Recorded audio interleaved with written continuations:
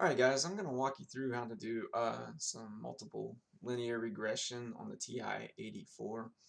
And this walk us through problem 4 on that handout, and also the handout I gave you guys on how to do multiple linear regression on the graphing calculator. And so if you follow those instructions, all I'm going to do is follow the instructions in that handout uh, using the problem 4 as an example for how you can do this. Alright, and so I have problem 4 over here on the right hand side of the screen that I gave you guys this equation, this nonlinear equation, alright, and some nonlinear or some data that you got using this nonlinear equation.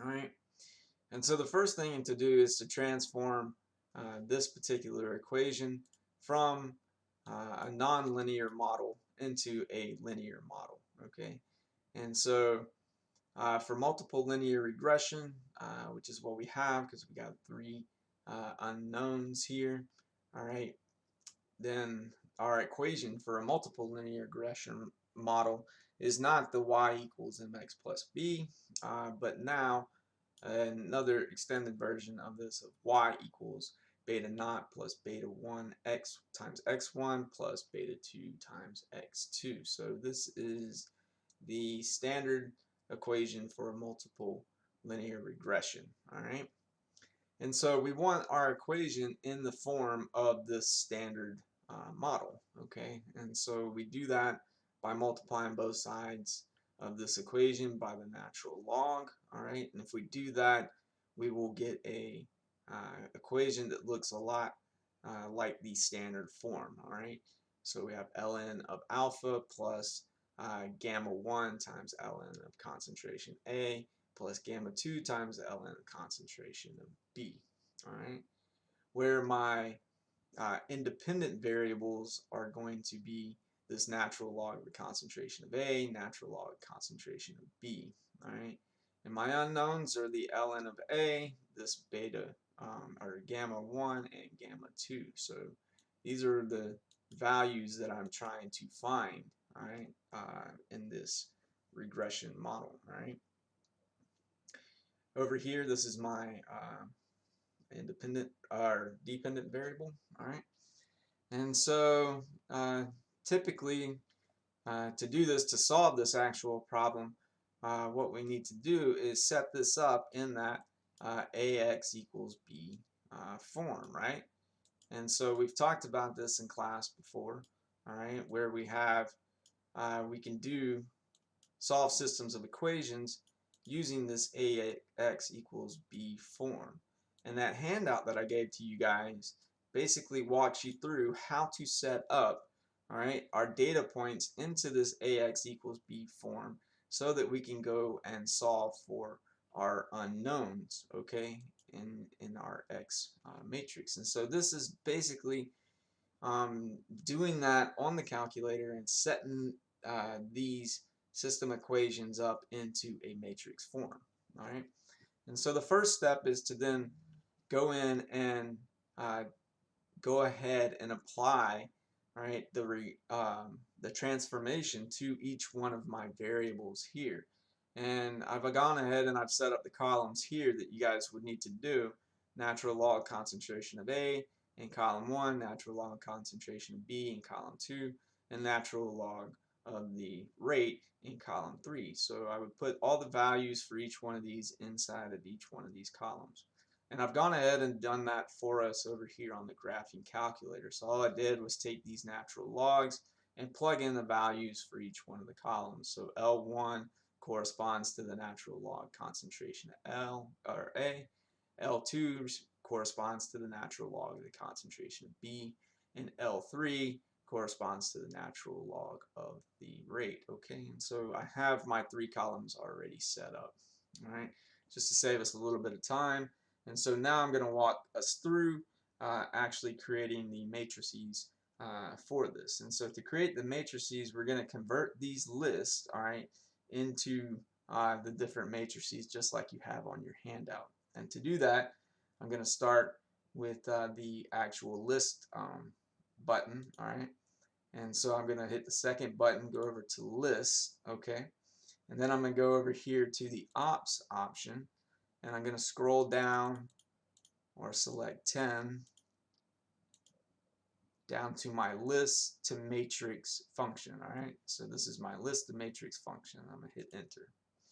All right, and so this is my list to matrix function. What goes in my list to matrix function is two things. One is the first, the list. In this case, it's going to be L1. So I hit second. All right, come down to the blue L1. All right, just like that. And then I'm going to use the comma key to separate. My second argument that I need to put in here is what I want to convert this L1 list to on the matrix. So what matrix do I want to assign it? And to do that, I come down and I say second and matrix. All right, and I'm going to go ahead and select C as my first matrix that I'm going to use. So number 3 here. All right, and I'm going to go ahead and close this off and press enter. All right, so now it's converted that first list, that natural log of concentration A, into a matrix, and the matrix is called C for all intensive purposes. Okay, so now I need to do that for the other two lists as well, the other two columns. All right, so I just repeat the same steps. All right, so I'm gonna go to second list, go to ops,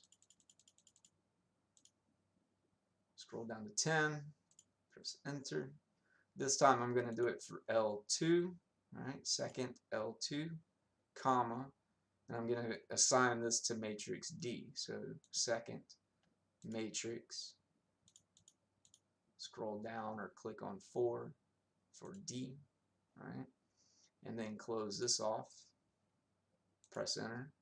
And so now I've assigned L2 to matrix D. Last time I need to repeat for the third column. Second list, over to ops, scroll down to 10, enter.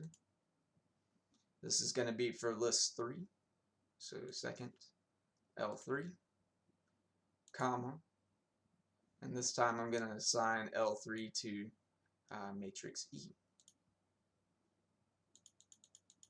So now scroll down to 5 or press 5 and then hit enter. Close this off and press enter, and now I'm done. Alright, so now I have all 3 of my list now assigned to different matrices. So L1's in C, L2 is in D, L3 is in E. And so the next thing I need to do is create another matrix of all ones, because just like we have in our A matrix over here, all right, remember I have that other coefficient hanging out here which has a matrix, or has a 1, right? So I have that matrix of just a single matrix of just 1 values, right? And so I need to create that as well. And so to do that, all right, I simply follow the instructions like in the handout that I gave to you guys. All right, and so I'm going to start off with a couple of curly braces, and so I'm going to say second, all right, and then curly brace. Before I do that, in the handout it shows that I'm creating a 3 by 1 matrix, right? And so the matrix inside of the curly braces is rows and then columns. And except I don't want a 3 by 1 matrix. That was for the example in the handout. What I actually want is a 5 by 1 matrix, because I have 5 rows. And if you're not sure how many rows you actually have, all right, you can actually press that second key, come down to the matrix, and look at the matrices that you actually created here for C, D, and E.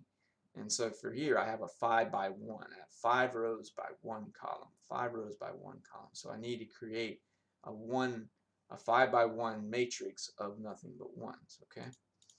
And so in here I'm going to start off with my curly braces, all right? And instead of a 3 by 1 like in the handout, I'm going to create a 5 comma 1, all right? And then close those curly braces, all right? And so that's what this means. This means I'm going to create this 5 by 1 matrix, 5 rows by 1 column, all right? And I'm going to assign this to the dimensions of the I matrix. And so to do that, I use the store key, okay? And so I come down here, press the store key. That's going to give me this little arrow right here, all right? And then I need to assign that to the dimensions of the actual matrix. So to do that, I go to second, matrix, okay? This time I'm going to scroll over to the math tab, all right? And then number 3 is my dimension. So I choose number 3 or scroll down to 3 as my dimension. All right, so here's my dimensions, and then this time I'm going to create that in the matrix called I. So there's doing that, I call second matrix. All right, and then I'm going to scroll down to the name of the I matrix, which we see here, number 9. Press enter. All right, so now I'm going to assign this 5 by 1 dimension. I want to create a matrix called I, and it's going to have the dimensions of 5 by 1. All right, so that's all I'm doing is creating this matrix in I. All right, I press enter. I get a confirmation that I is now a matrix of 5 by 1. All right, but I now need to fill that with a bunch of 1s. All right, and so to do that, I come over, I say second matrix, go to math again, and this time I'm going to use the fill argument, number 4, fill argument. So I'm going to fill that, all right, with a bunch of 1s. So put a 1 there, comma, and the matrix that I'm going to fill it in, I want to fill it with the actual matrix I just created, I.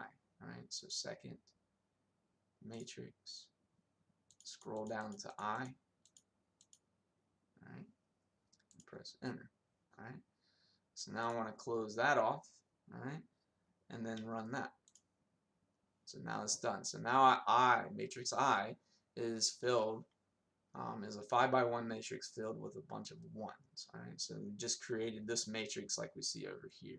Right, and we already have our other matrices for the natural log of A. So ln of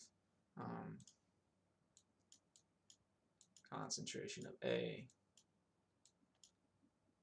concentration of B, and then here's our 1 coefficient outside of that. All right. And so then the next thing I need to do, all right, is actually combine all of these. All right, so I have these in separate matrices, right? I need to combine all of these into my A matrix, right? I need to combine all of these into one. And to do that, I use the augment function, all right? And but because the augment function can only take 2 arguments at a time, and I actually need 3 because I need 1, 2, and 3. We're simply going to chain the function together so that we can get all 3 of them in there. Okay. And so to do that, again, I come over to my second matrix, go to the math, all right, and then on number 7 here is my augment function. Okay, so I press 7, and now I have the augment. But I need a second one to be able to chain the function together. So again, I go to second matrix, math, number 7, and there's my second augment. It's embedded inside of the first one. All right. I'm going to combine the matrices C and D. All right, for ln of A, ln of B, and finally my identity or my 1 matrix for that. So I need to get the C matrix, second matrix. Here's my C matrix, number 3, all right, comma, all right, and I need matrix D, 4, D, all right, and I'm going to close these off, and then I'm going to get that last one, so that's my first argument of my first augment function, okay, and then separate those with a comma. All right, and then get my matrix full of 1s, which is an I, which is what I, and there we go. All right, and then close that off. And then what I need to do is now store that in another matrix. I need to store all that, create another matrix. So I've now combined all these, and I need to store that. Use the store function. All right, store. That gives me my little arrow here, and I'm going to store that in matrix F. So second matrix, this time F over 6. So now I'm taking all that I've combined, all the 3 column matrices, combined all of those, and putting them in matrix F, and press enter. And so what I've created here, I guess it's not matrix A per se, but this is now called matrix F, but this is my A matrix with Ln concentration of A, Ln concentration of B, and the ones, okay? And so now that's basically the matrix that I need, all right? And so then to actually do the multiple linear regression, we do basically just linear algebra, which is this multiplication here, all right? And I give you that in the equation of that handout, and that's simply our transpose of our matrix T, all right, times the original matrix of A, all right, and then that's inversed, all right, times the transpose of matrix A times our B matrix, all right. So that's basically getting all of this to get our unknowns, all right. So this is doing that matrix algebra to be able to do the actual multiplication to get our unknown matrix X here, right? And so I'm simply going to do this on the graphing calculator. So I'm just going to do this matrix algebra on the graphing calculator, and to do that, I simply start off with my parentheses, all right, and I'm going to enter in the equation. So second matrix, I need my A matrix, so which is going to be F here, so number 6, all right, and I want to transpose this matrix, all right, and if I want to transpose that, simply go to second matrix, over to math, all right, here's my transpose function for the matrix, number 2, all right, so that will then transpose this F matrix, and then I'm going to multiply, all right, multiply times that F matrix, just like such, all right, and then I need to close that off, and I'm going to go ahead and invert that. So I use my raised to the power of a -1, okay, go over so I can get back down, all right, and then multiply that, all right, times my F matrix again, transpose of that, all right, there's my F, and I need the transpose of that again, so second math, oh, sorry, put that,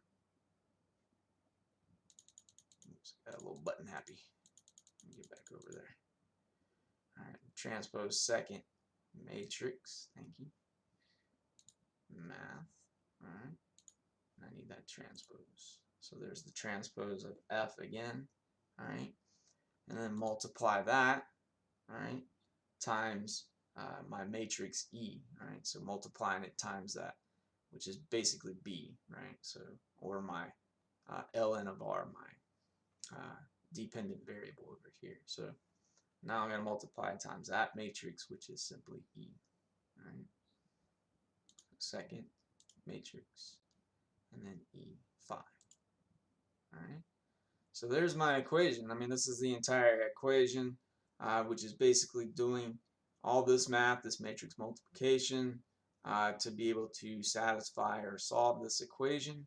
All right, for X, I hit enter, and I get a matrix of 3 values here, okay?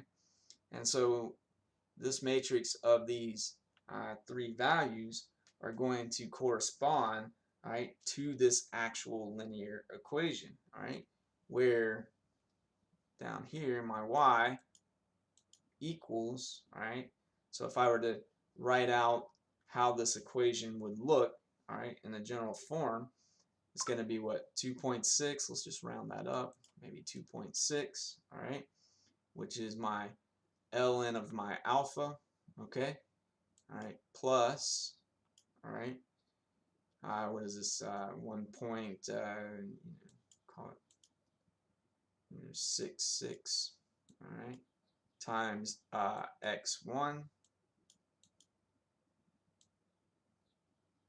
all right, and plus, all right, finally 0.05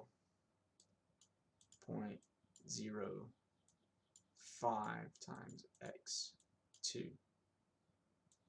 All right, and so the way to read this is the first number corresponds to that first independent variable. So 1.66 corresponds with the x1, and then 0.05 corresponds to the x2.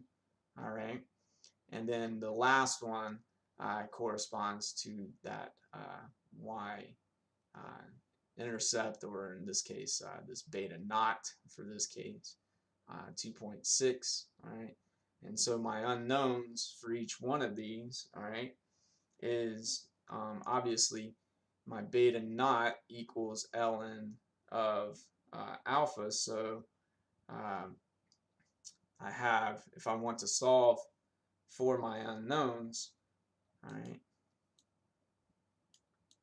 beta naught equals ln of alpha, right? And I want to get alpha, right?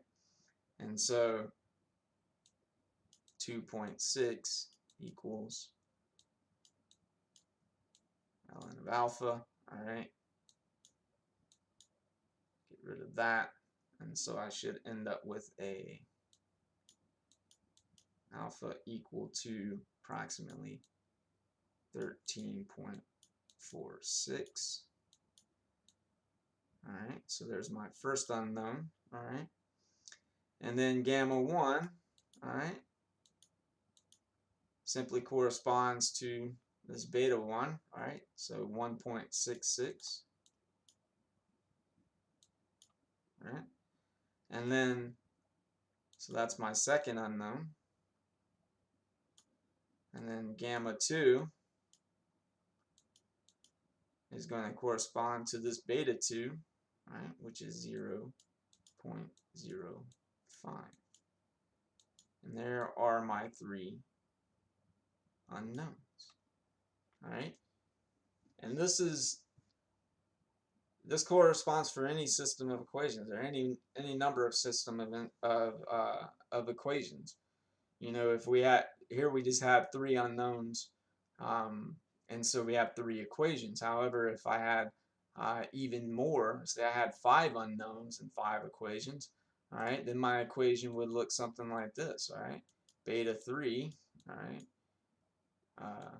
3x3 plus, all right, beta 4x4, all right, and then I could solve for all 5 unknowns. It would just change the size of my matrix. So this is a very nice, handy tool, right, to have in your engineering toolbox to be able to solve systems of equation using multiple linear regression and being able to find your unknown values. All right.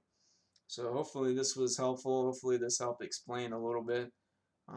And if you have any questions, let me know. All right. Thanks, guys.